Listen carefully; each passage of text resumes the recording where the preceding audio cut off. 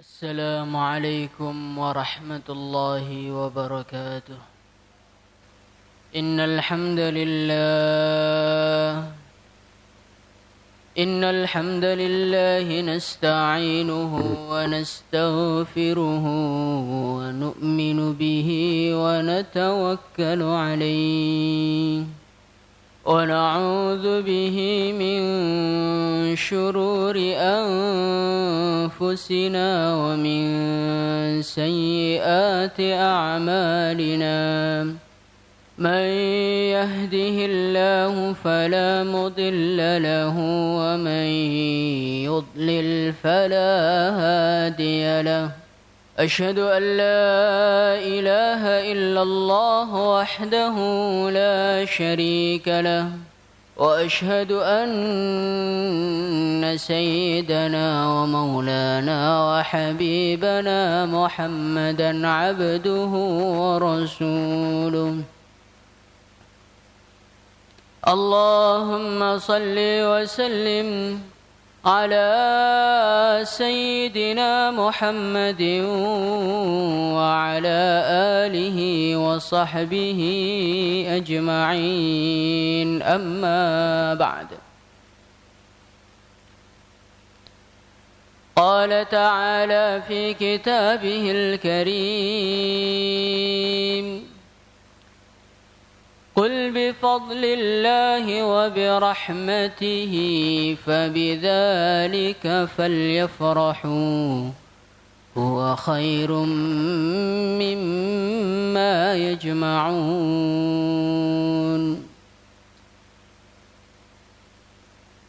Hadirin yang dimuliakan Allah Subhanahu wa taala, kita ini sekarang hidup di satu alam. Di satu alam yang mana harta seperti ada manfaatnya.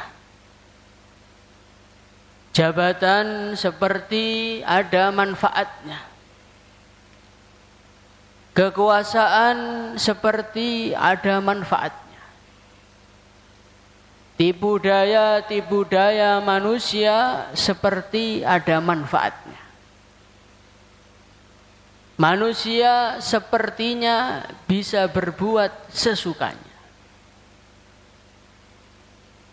Hadirin yang dimuliakan Allah Subhanahu wa taala,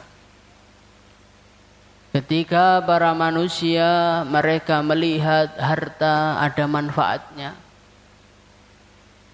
mereka melihat jabatan ada manfaatnya, mereka melihat kekuasaan ada manfaatnya,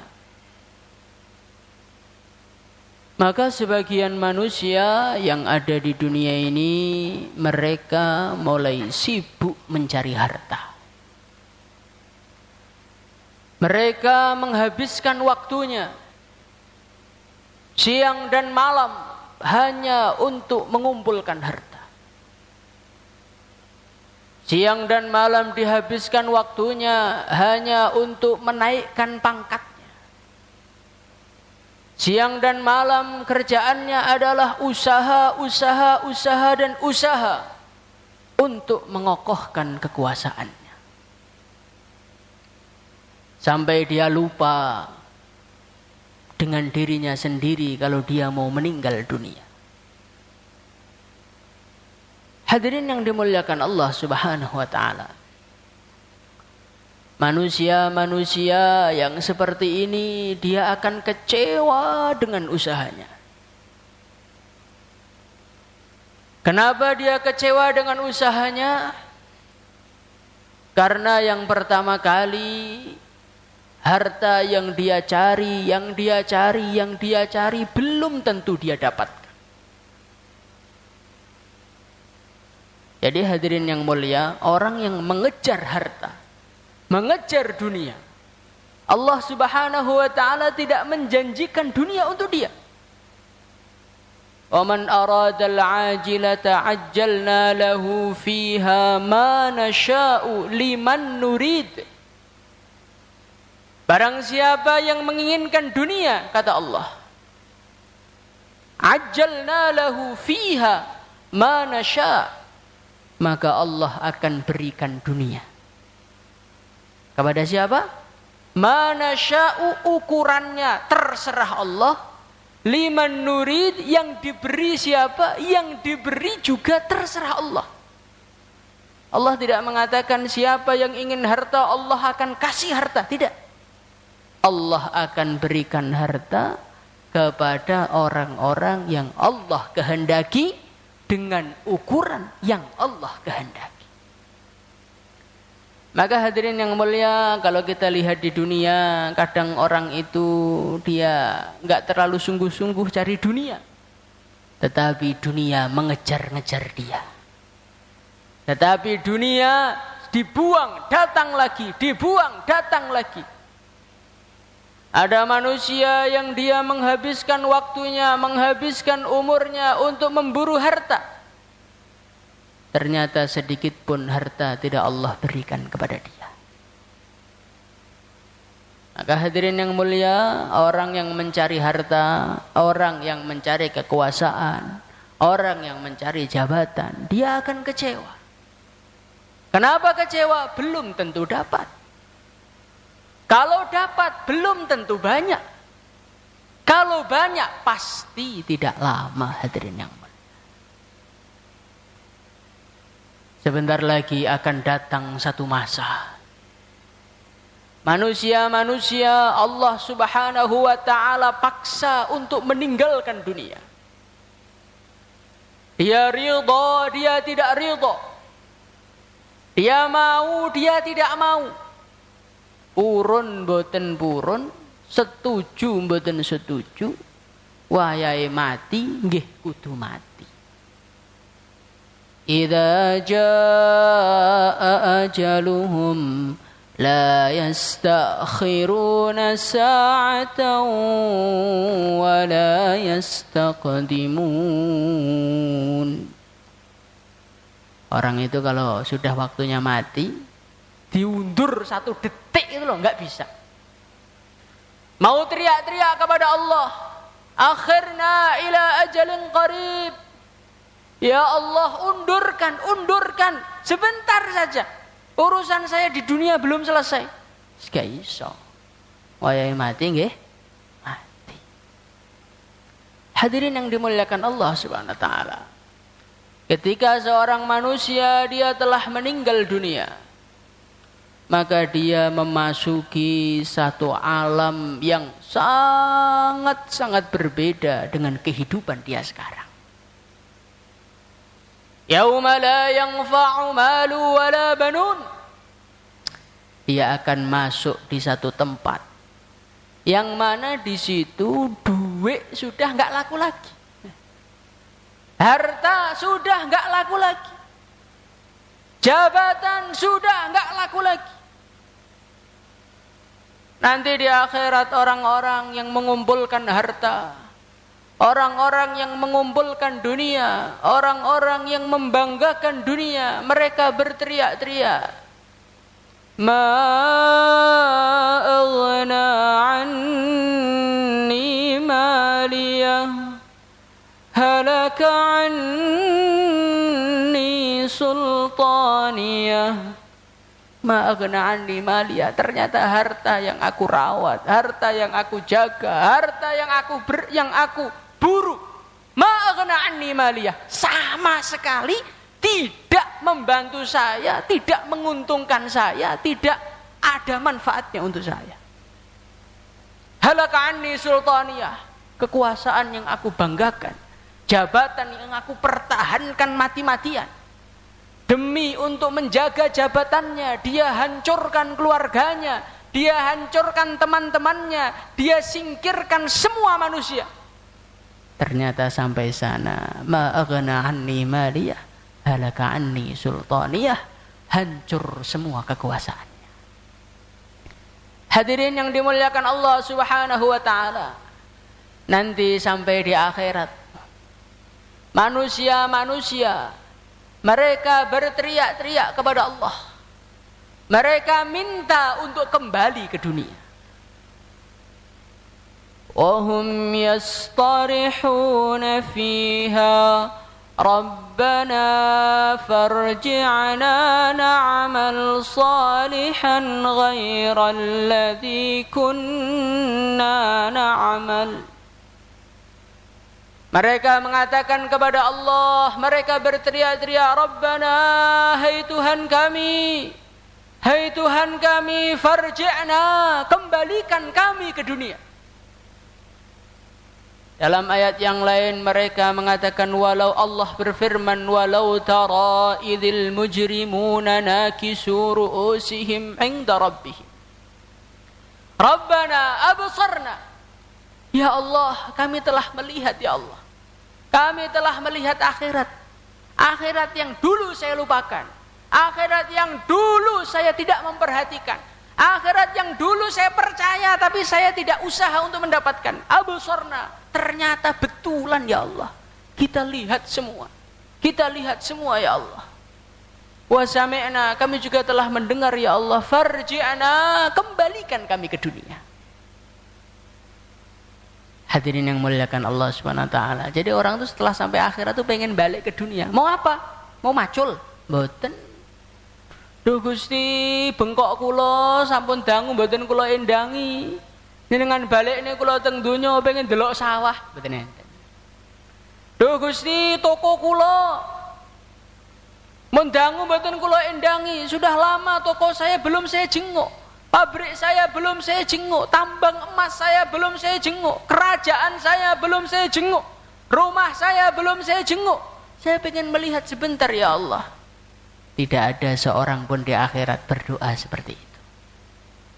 Ketika mereka sampai akhirat, mereka sudah enggak pengen duit lagi. Mereka sudah tidak pengen jabatan lagi. Mereka sudah tidak pengen pangkat lagi. Apa yang mereka minta kepada Allah? Na'mal salihan ghairal ladzi kunna na'mal. Ya Allah, kembalikan ke dunia ya Allah. Saya mau amal ya Allah. Jadi orang itu kalau di dunia, cari dunia, dia akan kecewa. Kenapa? Karena di akhirat dunia tidak laku. Jabatan tidak laku, kekuasaan tidak laku, yang laku cuman amal. Illa man atallaha biqalbin salim. Yang laku itu orang pergi ke akhirat, hatinya selamat, hatinya bersih. Hadirin muliakan Allah Subhanahu wa taala. Akhirat itu sebentar lagi.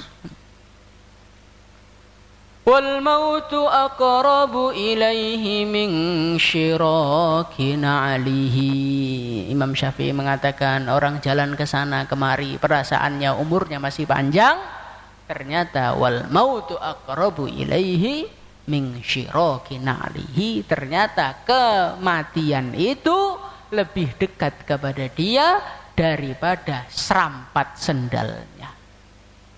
Namanya manusia itu dengan sendalnya mesti nempel. Ternyata kematian itu lebih dekat kepada dia dibandingkan sendal. Mangka kaya sedanten ingkang kawula mulyakaken, kita kumpul teng mriki niki kita belajar mikir niki.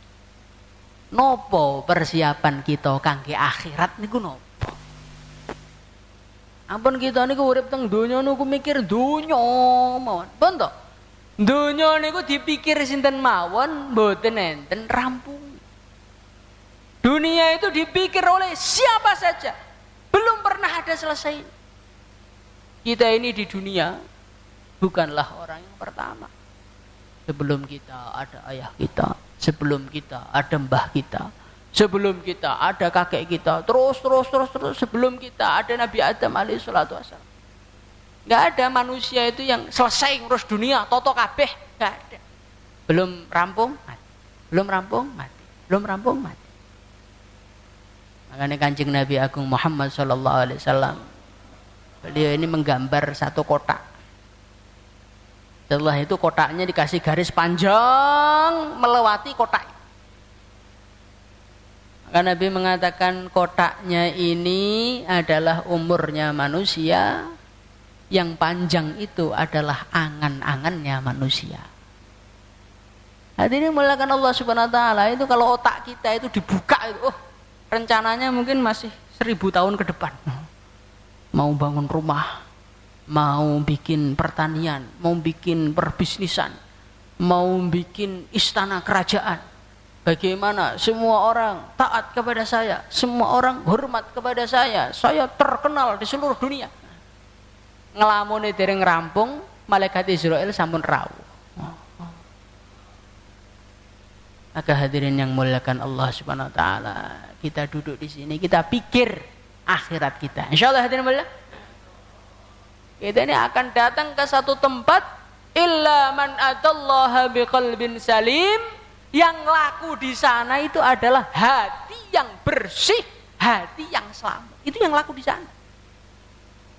Maka orang yang pinter itu siapa? Orang yang pinter itu mandana nafsahu wa amila lima ba'dal maut.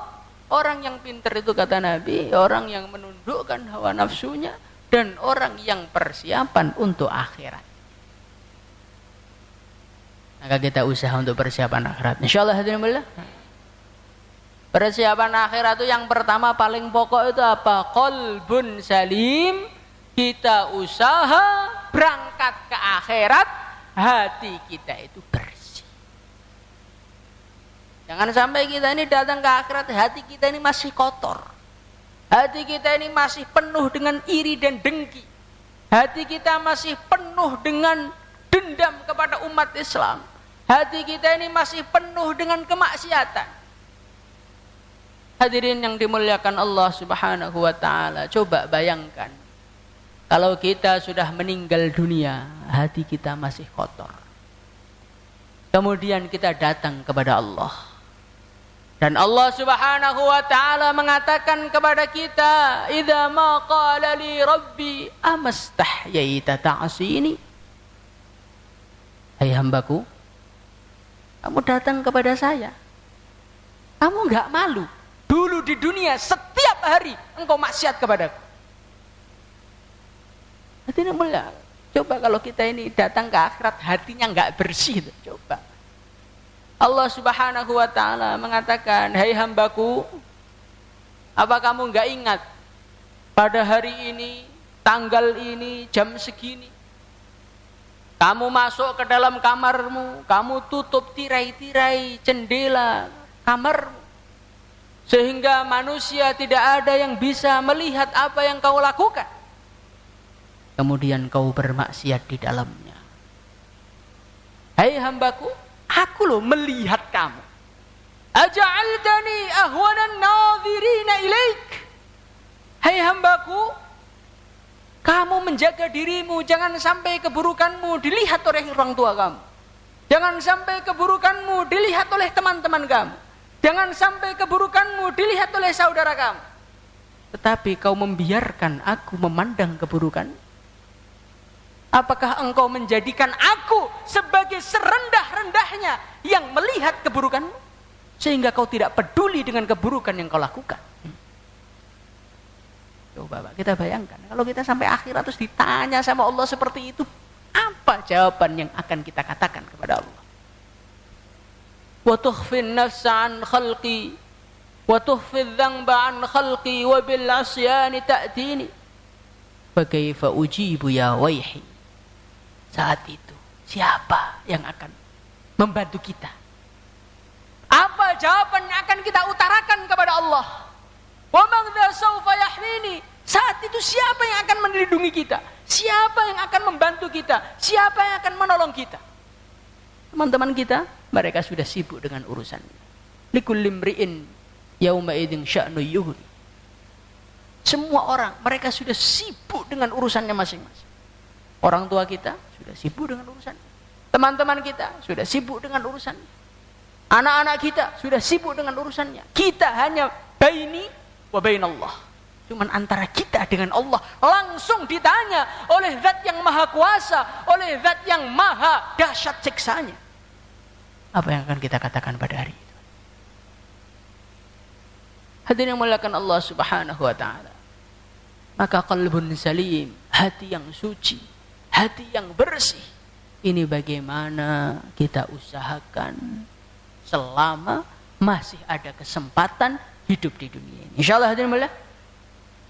Kita ini sekarang jerawatan sedikit kita obati. Batuk sedikit kita obati. Pilek sedikit sudah bingung. Hadirin muliakan Allah Subhanahu wa taala. Sekarang hati kita kotor, pernah berpikir untuk mengobati apa tidak? Apalagi kita ini hidup di zaman akhir hadirin yang mulia.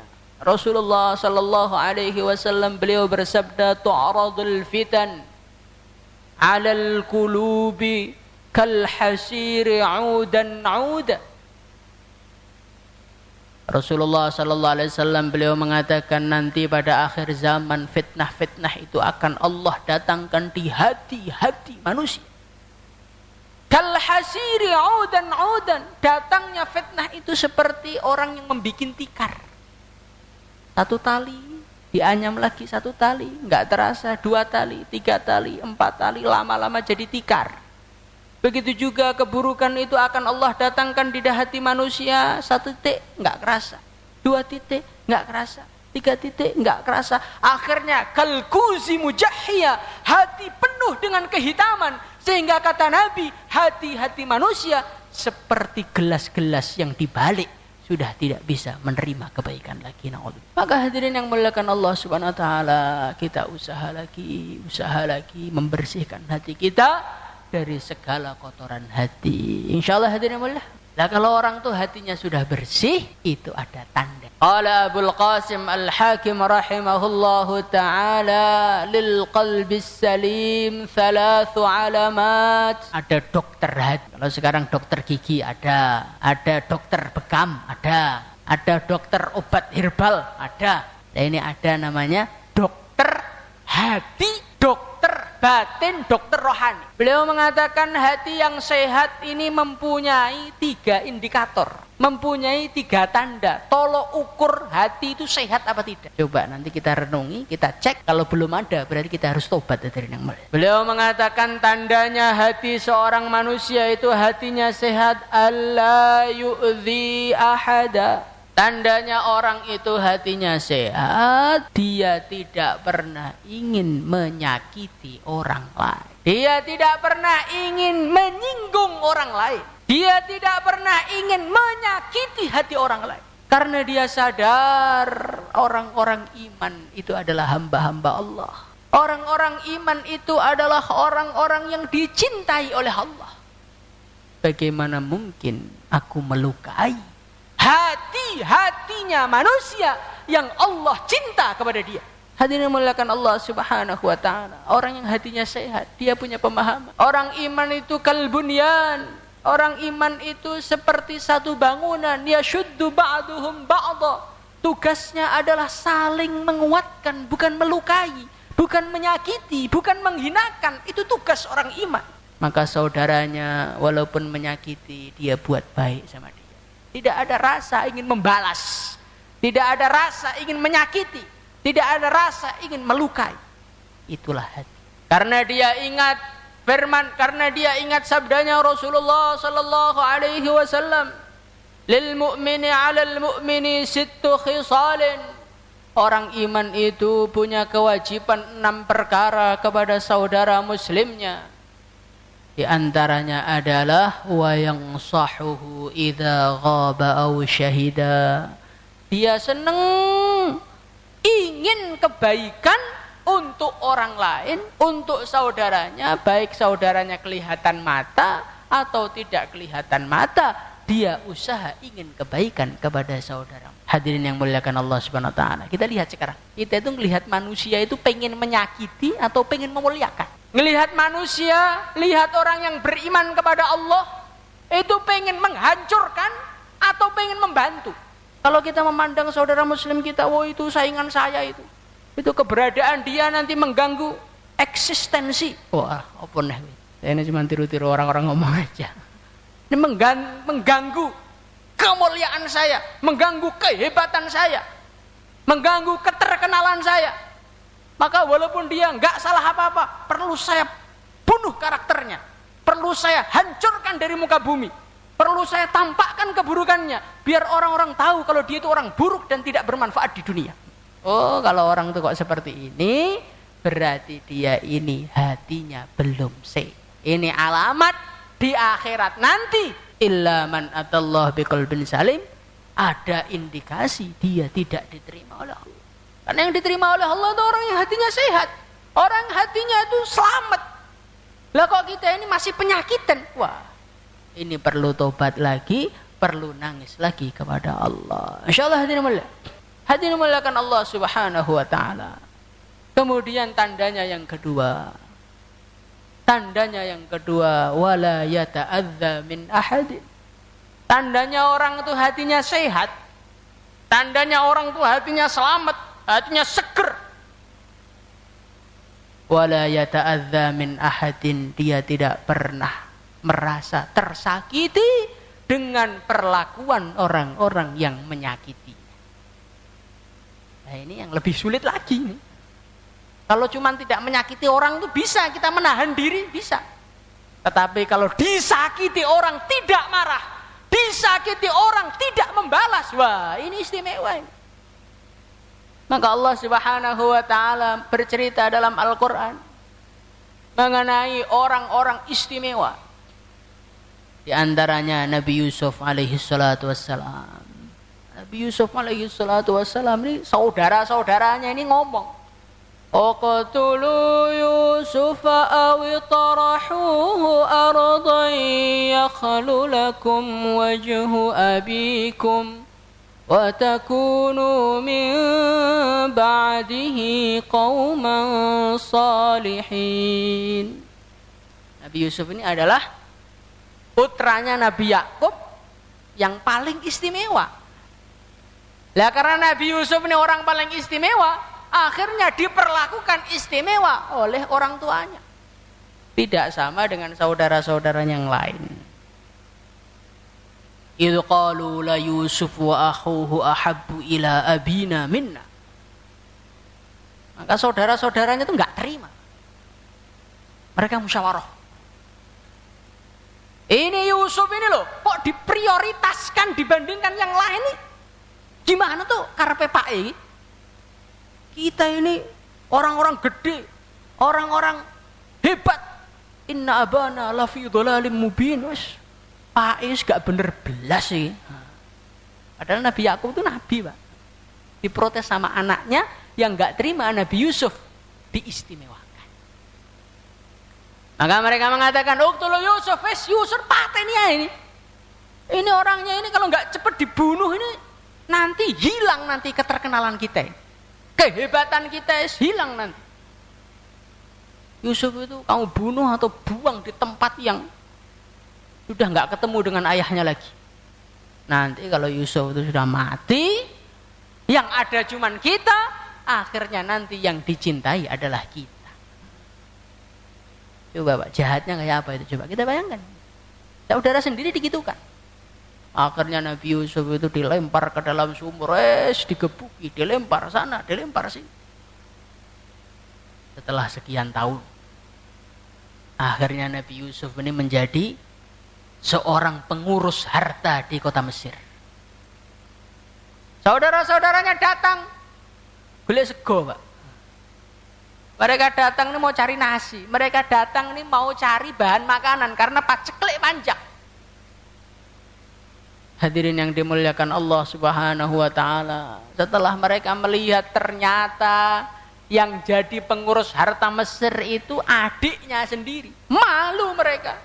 Qalu tallahi laqad atharakallahu alaina wa in kunna la khatiin. Mereka mengatakan, Masya Allah Yusuf, betul ternyata memang saya dengan kamu itu di sisi Allah itu masih hebat kamu Yusuf. Memang Allah telah mengunggulkan kamu melebihi kita. Memang gak bawaan eram, sing eram ya kowe-kowe. Wa in kunna la khatiin, kami betul-betul salah Yusuf, dulu pernah ngelempari kamu, dulu pernah ngusir kamu, dulu pernah nyakiti kamu. Bagaimana jawaban Nabi Yusuf? La tathriba 'alaikumul yaum. Hari ini tidak ada cacian untuk kalian. Yaghfirullahu lakum. Semoga Allah mengampuni kalian. Hadirin yang muliakan Allah Subhanahu wa taala, ini orang iman nih kayak gini. Disakiti, digebuki, direndahkan, boten pengen bales, malah nyepuro. Insyaallah hadirin mulia. Rasulullah sallallahu alaihi wasallam beliau dakwah ke Taif. Jalan kaki 100 kilo. Naik gunung. Sampai di sana diusir oleh anak-anak kecil. Diusir oleh anak-anak kecil, dilempari batu sampai berdarah-darah kakinya. Hadirin yang mulia, beliau marah kepada kaumnya? Tidak. Beliau sakit hati kepada kaumnya? Tidak.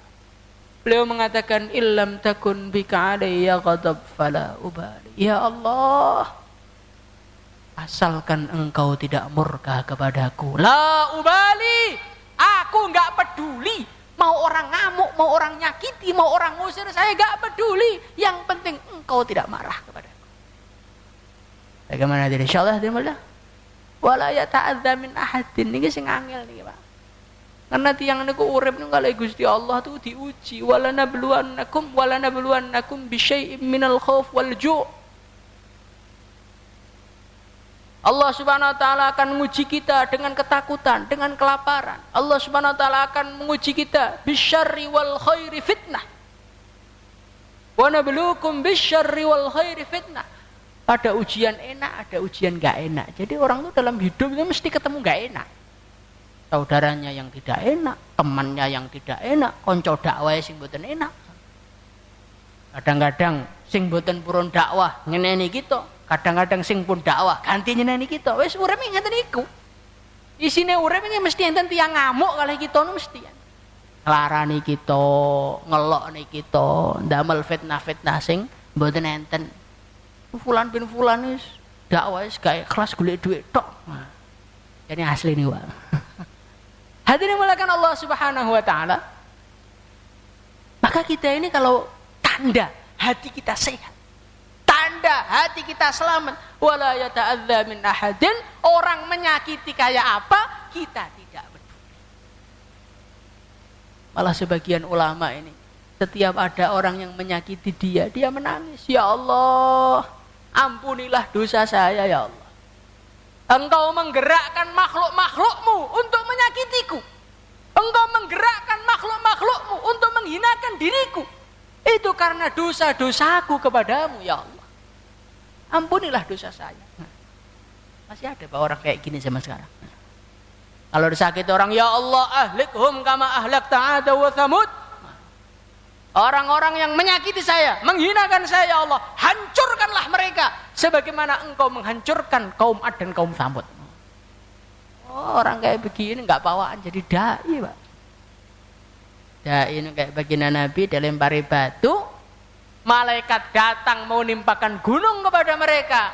Nabi malah mengatakan, innila arju ayyukhrijallahu min aslabihim may ya'budullah wa la yusyriku bihi syai'a. Jangan malaikat, kalaulah memang bapaknya tidak mau masuk Islam, saya harap dari tulang rusuk mereka lahir manusia-manusia yang iman kepada Allah, manusia-manusia yang membela agama Allah, manusia-manusia yang memperjuangkan agama ini. Itulah namanya manusia yang hatinya selamat itu seperti itu. Maka akhirnya hadirin yang mulia, barokahnya harapan Nabi dari Taif, satu tempat yang ngusir Nabi, lahirlah seorang manusia namanya Muhammad ibnu Qasim. Muhammad ibnu Qasim ini umurnya belum sampai 20 tahun sudah mengislamkan India, Pakistan, Bangladesh. Maka kita ini jangan jadi orang itu baperan, pengen menghancurkan, pengen melumatkan. Nanti kalau ada orang yang menyakiti kita mati, alhamdulillahirabbil alamin, barokah ya mumit akhirnya mati. Oh.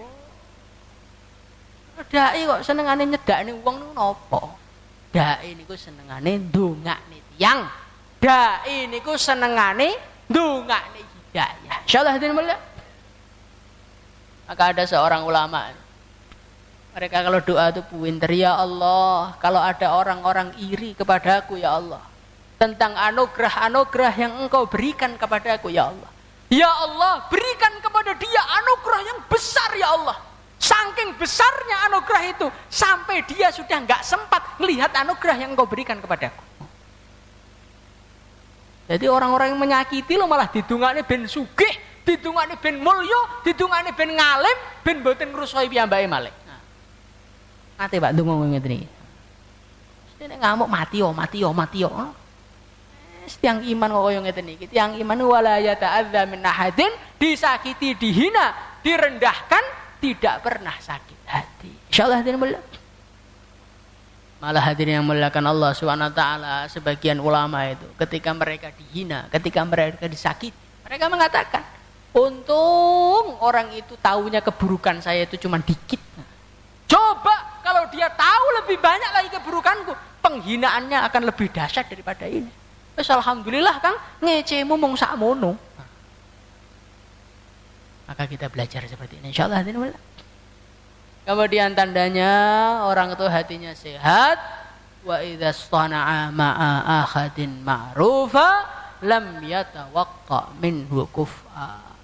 Tandanya orang itu hatinya sehat, hatinya selamat, diterima oleh Allah adalah setiap amal tidak ingin balasan dari manusia.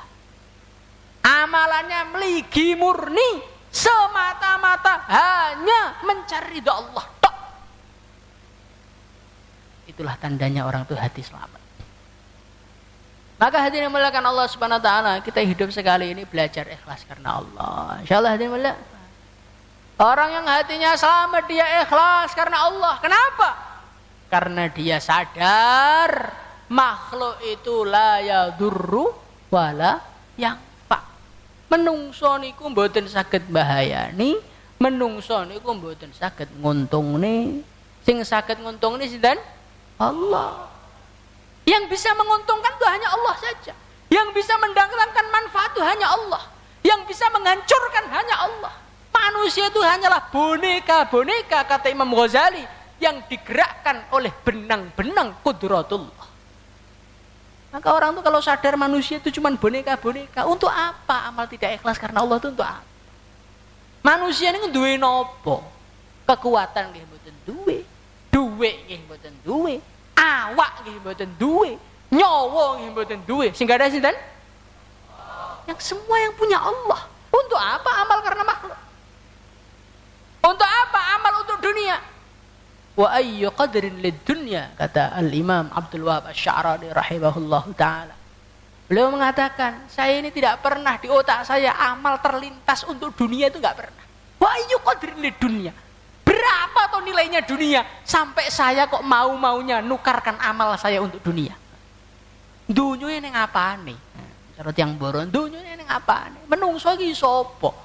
Menungso tidak bisa apa-apa, dunia tidak ada manfaatnya, yang ada manfaatnya kalau amal karena Allah. Maka kita hidup sekali ini belajar ikhlas, belajar tidak menyakiti orang, dan belajar tidak tersakiti oleh orang lain. Insyaallah hadirin mulia. Nah, sekarang kita cek itu. 3 perkara itu sudah ada apa belum? Kita korban, keluarkan duit. Kasih hadiah kepada orang. Terus orang yang kita kasih hadiah itu enggak terima kasih. Malah ngelok nih, ngerasani. Sakit hati apa enggak? Kalau sakit hati, oh amal mboten ikhlas, berarti hati ini tidak sehat. Orang itu kalau amal ikhlas itu seperti orang yang kerja kepada bos peternak sapi. Maka sapinya enggak terima kasih, matur suwun Pak, sudah dikasih suket, enggak pernah itu. Itu istiqomah, tiap hari tetap dikasihkan rumput. Sapinya dimandikan. Kadang-kadang sapinya nyelentak, dia menang mawon. Allah, yang penting aku oleh bayar. Nah, dan begitu juga makhluk-makhluk sama kayak sapi gitu, Pak. Nah, mereka nggak terima kasih, nggak apa-apa. Urusan kita bukan dengan sapinya kok. Urusan kita dengan Allah. Yang penting Allah ridho, Allah tahu hati kita, Allah nerima kita. Selesai urusan kita. Dan kita ini tinggal di bumi milik siapa? Kita ini mau mati, mau masuk kubur. Kubur milik siapa? Kita ini mau ke akhirat. Akhirat milik siapa? Surga milik siapa? Neraka milik siapa? Nah iya, urusan kita dengan pemiliknya saja. Nggak usah kita urusan sama makhluk. Bingung ngurus makhluk sana, ngurus makhluk sini. Akhirnya bingung ngurus makhluk, tidak sesuai harapan. Dunia tidak dapat, akhirat muspro. Makanya hadirin yang mulia, bagaimana kita belajar 3 perkara ini? Insyaallah hadirin mulia. Dan setelah kita pikir, ternyata kita ini kok 3 perkara itu kok kayaknya belum punya, Pak. Kita masih benci sama orang, disakiti masih marah, ikhlasnya juga masih belum ada. Maka kita perlu belajar mewujudkan perkara ini. Insyaallah hadirin mulia. Bagaimana cara mewujudkannya? 3 perkara ini kalau enggak ditolong oleh Allah enggak bakal bisa. Dan Allah telah mengatakan, walladzina jahadu fina lanahdiyannahum subulana. Siapa yang mau mujahadah, berjuang, mencapek-capekkan dirinya, menyusahkan badannya, menyusahkan otaknya, menghabiskan tenaganya karena Allah, di jalan Allah, lanahdiyannahum subulana. Allah menjanjikan akan diberi hidayah. Nah, orang itu kalau sudah diberi hidayah oleh Allah, itu memandang umat Islam, memandang saudara muslimnya segenah kabeh, ikhlas mudah, tidak sakit, disakiti orang lain ya biasa aja, melihat orang lain pengen ngekrom terus, itu mudah. Tapi kalau orang itu belum diberi hidayah, ikhlas tuh angelnya setengah mati. Hati yang longgar tuh susahnya setengah mati. Wah, Pak, saya sudah sabar-sabar, tapi dia terlalu, Pak. Lah, ini karena belum punya hidayah. Kalau belum dapat hidayah, kalau sudah dapat hidayah, selonggar, hati ini selonggar. Sebagaimana para nabi, para rasul, wasbir kama sabara ulul azmi minar rusul. Sabari luas, sabarnya kokoh betul. Karena apa? Ya karena hidayah telah Allah masukkan di dalam hati. Ulaikal ladzina hadallahu fabihudahum muqtadi. Mereka ini adalah orang-orang yang telah diberi hidayah oleh Allah. Jadi orang itu kalau sudah diberi hidayah, urepe niku penak kabeh, ngadepi masalah itu enteng sedaya, mandang dunya niku remeh, mandang akhirat penting, akhirnya urepe ditelas nih kangge mikir. Ini hidayah berarti penting napa penting, Pak? Dan hidayah nu pengen kita angsalaken, kita kedah berjuang nih. Insyaallah hadirin mulia. Nah, kalau kita itu cuma di rumah tidur, capek tidur, bangun, habis bangun makan, habis makan tidur lagi gitu terus tiba-tiba jadi dai. Oh, angel, Pak. Kalau kita ini pengen jadi orang-orang yang diberi hidayah oleh Allah, hatinya terang, pikirannya lurus, maka kita harus berjuang. Insyaallah hadirin mulia. Maka yang niat 4 bulan, 40 hari, silahkan daftarkan nama. Monggo. Mari Pak, silakan berdiri yang niat untuk mendapatkan hidayah yang bercurah-curah, yaitu dengan keluar di jalan Allah. Mari. Monggo Pak. Masya Allah. Mireng tuh Pak, ditaskil mireng ya. Mari. Yang mendengarkan berdiri dan berangkat ke depan. Monggo. Daftar dulu Pak, daftar dulu. Masya Allah. Mari Pak.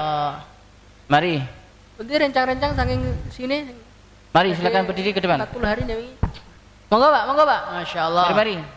Negeri jauh, Indonesia jauh, negeri-negeri yang belum pernah kita datangi atau pulau-pulau terpencil yang belum kita datangi, kita hantarkan dari markas kita di sini. Mari jamaah sekalian. Monggo. 4 bulan 40 hari.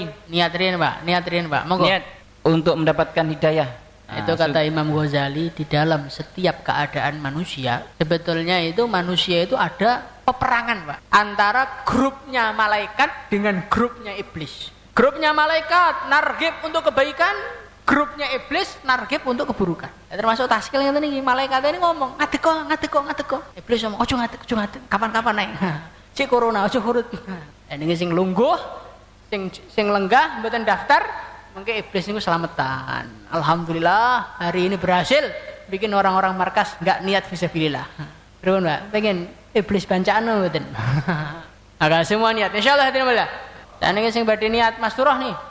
Mari Pak, masturat juga. Yang niat masturat 10 hari, 16 hari, 3 hari masturat yang sudah terbentuk dari halaqah masing-masing, silakan didaftarkan di tim taskil masturat. Jamaah gerak yang sisa masa, silakan berdiri untuk daftar lagi. Mari jamaah sekalian. Insyaallah semua niat hadirin mulia. Nah, sekarang mudzakarah 22 33 saling taskil menaskil. Nah, kelihatannya antum kan imannya lebih tinggi sehingga kalau naskil itu insyaallah berangkat. Kalau saya enggak berangkat nih kayaknya. Nah, nanti setelah 22 33 pokoknya jangan sampai meninggalkan majelis ini dalam keadaan hati kita belum niat berjuang di jalan Allah. Insyaallah karena kita ini enggak tahu umur kita ini masih berapa hari, masih berapa jam, masih berapa menit. Maka jangan sampai kita meninggalkan tempat ini dalam keadaan belum niat berjuang. Insyaallah niat itu kok gratis, mboten ngetok di duit. Makanya yang kok mboten niat niku rugi nih mboten karu-karuan. Nggih, monggo.